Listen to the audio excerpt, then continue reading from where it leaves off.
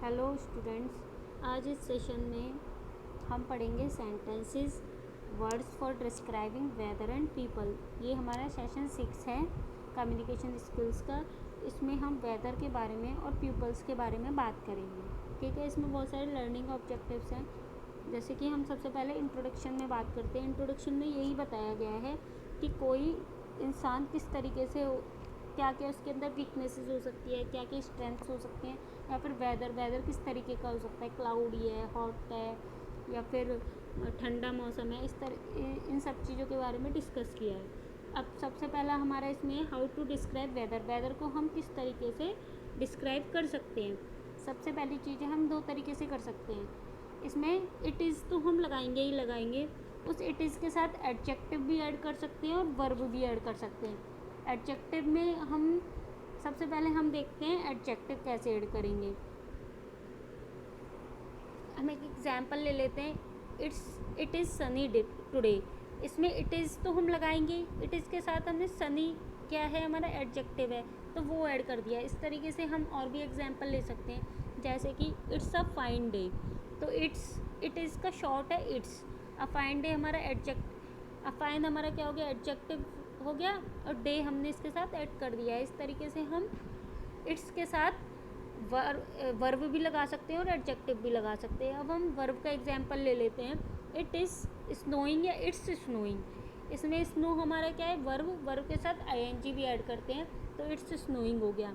एक और एग्जांपल ले लेते हैं हम, take an umbrella, it's raining. इसमें क्या है, it's raining, it is raining, rain के साथ आईएनजी लगा दिया है और इट इज़ हम ऐड करेंगे ही।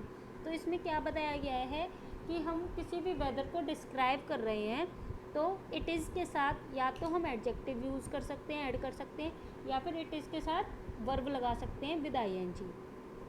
अब है नाउन एंड एडजेक्टिव्स।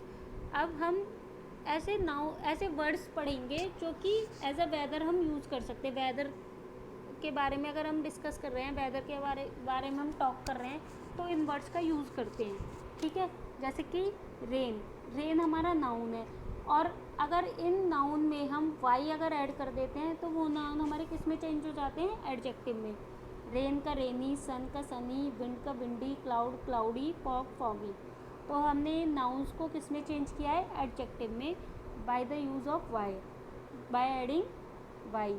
ठीक है, अब नेक्स्ट है वेदर डिफाइनिंग वर्ड्स। कुछ वर्ड्स दिए हुए हैं जो वेदर के बारे में बताते हैं हमें, जैसे bright, Sunny, clear, fine, partially cloudy, gloomy, foggy. Foggy मतलब बहुत ज़्यादा फॉग हो रहा है, बहुत ज़्यादा स्नो टाइप हो रहा है। मिस्टी या क्लियर है, क्लियर मतलब साफ़ मौसम है।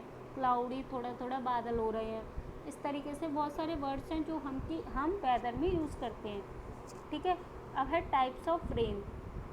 अब इसी का ही वेदर में जो वर्ड्स यूज़ हो रहे हैं उसी में से हमने एक वर्ड ले लिया है, रेन। ठीक है, अब रेन भी बहुत तरीके की हो सकती है। हैवी रेन हो सकती है, जैसे डैम्प, ड्रिजल, शावर नहाते हैं जब हम लेते हैं तो वो रेनी एज अ रेन टाइप आता है ना, डाउनपोर। ये सारे रेन के टाइप्स हैं। जैसे कि अब हम इसमें एग्जांपल लेते हैं, हैवी रेन के लिए अगर बहुत ज़्यादा तेज़ बारिश हो रही है तो उसके लिए एक इडियम है, कैट्स एंड डॉग्स, वो यूज़ कर रहे हैं, it's raining cats and dogs. इसका मतलब है कि बहुत ज़्यादा हैवी क्या हो रही है, रेन हो रही है, बारिश हो रही है। टोरेंशियल रेन, ये भी बहुत ज़्यादा heavy rain, very heavy rain के लिए हम टोरेंशियल रेन का यूज़ कर सकते हैं एज अ नाउन।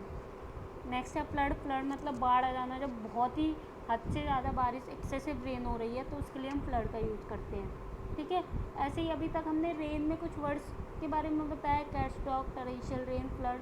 अब कोल्ड वेदर में भी बहुत सारे वर्ड्स होते हैं जो वेदर से रिलेटेड होते हैं, स्नो, हेल, स्लीट। ऐसे ही विंड मतलब हवा चलना, ब्रीज, विंडी, गेल, हरिकेन, साइक्लोन, टाइफून।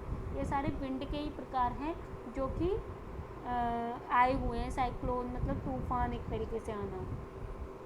अब क्वेश्चंस अबाउट द वेदर, मतलब कुछ हम क्वेश्चंस पूछते हैं दूसरों से वेदर के बारे में। व्हाट्स द टेम्परेचर, कि टेम्परेचर कितना हो रहा है। What's the weather like, weather जो मौसम है वो कैसा लग रहा है। इस तरीके से हम दूसरों से वेदर से रिलेटेड क्वेश्चन पूछ सकते हैं। What is like outside, outside में कैसा दिख रहा है। ये कुछ हमारे एग्जांपल्स दिए हुए हैं। अब नीचे भी कुछ सेंटेंस दिए हुए हैं जो कि वेदर से रिलेटेड हैं, जैसे इट्स फ्रीजिंग आउट देयर, बहुत ज़्यादा ठंडी हो रही है बाहर। फ्रीजिंग मतलब बहुत ज़्यादा एक्सट्रीमली कोल्ड। इस तरीके से डाउनपोर का मतलब होता है बहुत ज़्यादा हैवी रेन हो रही है, ठीक है। इस तरीके से बहुत सारे सेंटेंसेस दे रखे हैं जो तुम लोग पढ़ोगे तो समझ आएंगे। अब नेक्स्ट हमारा टॉपिक है, अभी तक हमने वेदर के बारे में पढ़ा था, अब पीपल के बारे में पढ़ेंगे कि किसी पर्सन को अगर डिस्क्राइब करना है समवन को, तो उसमें हम कुछ वर्ड्स का यूज़ कर सकते हैं। किस तरीके से हम पीपल को डिस्क्राइब कर सकते हैं। सबसे पहला अपीयरेंस, अगर कोई भी इंसान है वो बाहर से कैसा दिख रहा है तो वो होगा उसका अपीयरेंस, जैसे कि फैटी दिख रहा है या स्लिम दिख रहा है या ओवरवेट दिख रहा है, ठीक है। शॉर्ट एयर्ड है, छोटे बाल हैं, लॉन्ग एयर्ड है, कोई गर्ल है, हम बोलते हैं लॉन्ग एयर्ड गर्ल, मतलब लंबे लंबे बाल हैं इस लड़की के। तो अपीयरेंस ये बाहर से, आउटसाइड उसका कैसा लुक है। सेकंड वन है मैनरिज्म। मैनरिज्म का मतलब किस तरीके का मैनर, मतलब किस तरीके से वो बिहेव कर रही है। जैसे कि हम ले लेते हैं रोल आइज़ को घुमा रही है, या फिर च्यू पेंसिल टिप्स, पेंसिल की नोक को खा रही है, या फिर नाखूनों को चबा रही है, किस तरीके से बिहेव कर रही है, तो वो उसके अंदर मैनर के अंदर आएंगे। Third one is character traits. इसमें क्या होगा कि किस तरीके का वो पर्सन है, उसकी पर्सनैलिटी कैसी है, वो किस तरीके से समवंस पर्सनैलिटी इसमें ये बताएगा। जैसे कि फ्रेंडली है, उसका नेचर भी हो सकता है, शाई है, शर्मीला है, वार्म है, ओपन है, काम शांत स्वभाव का है, स्वभाव एक तरीके से किस तरीके का उसका कैरेक्टर है। Last one is emotions.